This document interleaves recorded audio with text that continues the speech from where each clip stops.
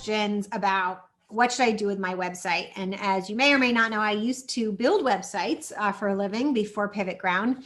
And the number one question around websites that I got was, what should I put on the home page of my website? And the mistake that most people make is they think, if I want it to be seen, I should put it on the home page of my website. And then they get home pages that are just filled to the brim with all sorts of information. And when there's too much information on your home page, there might as well be no information, because it's overwhelming for people to see all that information. Today, we're going to focus primarily on home pages, but I'm going to give you a kind of a broader guide first to think about overall how to think about the content on your website overall. For those of you who don't know me, I'm Sarah Olivieri. I'm a nonprofit business consultant, former executive director, and creator of the Impact Method. And I love helping nonprofit leaders change the way they run their organization so they can make a bigger impact without feeling overwhelmed and burnt out. Wouldn't we all like a little more of that? And so today we are talking about websites. So your website is kind of like your home base communication tool. It's your place of authority, and it's the place on the internet where you have the most control over the look and feel. So typically the people coming to our websites, they might be coming from social media. Social media is primarily a way to get people to our websites at the end of the day, if possible. They might be coming from directories. They might be coming from Google. All those are good places to be getting people come to your website. But once you get them to your website, you have to move them through a journey.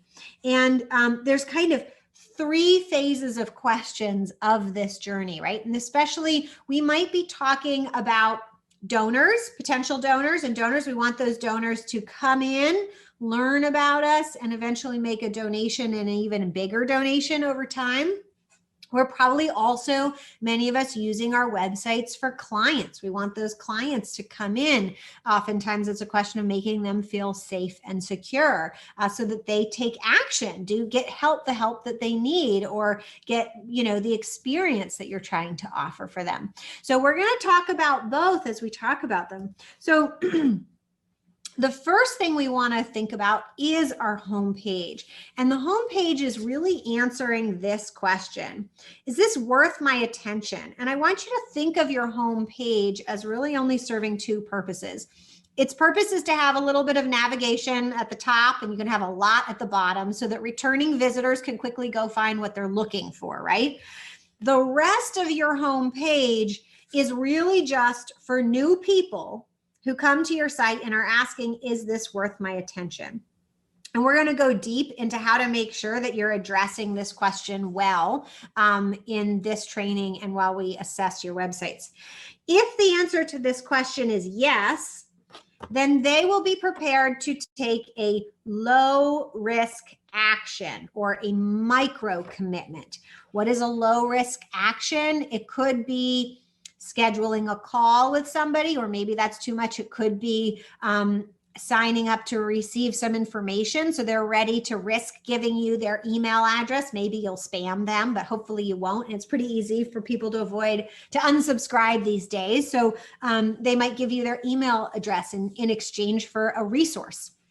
It's a low risk action. So as long as you didn't abuse that low risk action and everything worked out well for the donor or the client, they're going to be asking this question.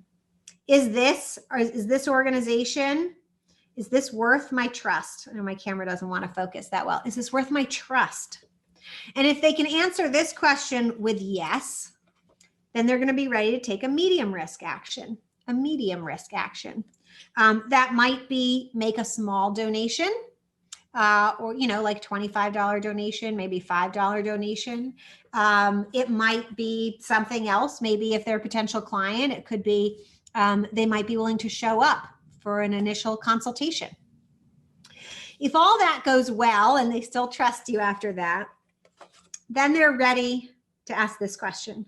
Is this worth giving my love to? And you could replace love with different words. You could say, you know, giving my heart to, giving my commitment to, right? Am I ready? Is this worth being all in on? So if the answer to that question is yes, then they are going to be ready to take a higher risk action. And these two will kind of work hand in hand as they become more and more ready to love you, to trust you and care about you as an organization, and know that you trust and care about them. They're going to be ready to take higher and higher risk action. So if we're talking about donors, then we're talking about larger and larger donations, potentially bringing in new donors saying, hey, I'm supporting this organization. Will you come and join this support as well? If we're talking about clients, we're talking about things like actually showing up to their first appointment or session, or if you're an arts and education organization, actually coming to an event, coming to multiple events, maybe volunteering, right? These are all higher risk actions.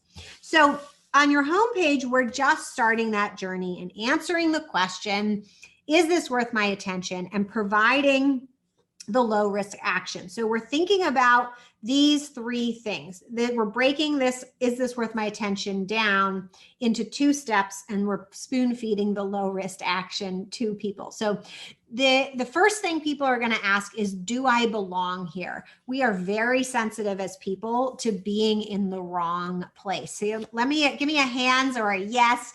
Have you ever entered a room or a place and been like, oh my God, I think I'm in the wrong place. Maybe, you went into the wrong gender bathroom, or you showed up in the meeting place and nobody was there. And you're like, Twilight Zone, right? Have you ever had one of those experiences? That's pretty bad when we have those experiences. I have a question about navigation menus. So I'll answer that quickly, and then we'll hop in to looking at some websites and asking these questions. Do I belong here?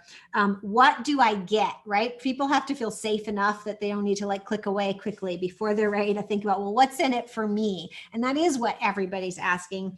And while I haven't reviewed all these websites in advance, I can tell you the number one thing I think we're going to find is that you're talking about what you do and you're not telling me what's in it for me.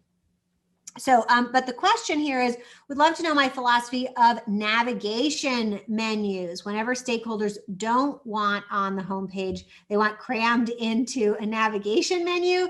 Great question. So it's really about the journey, right? Somebody who went to the homepage and says, yes, this is worth my attention.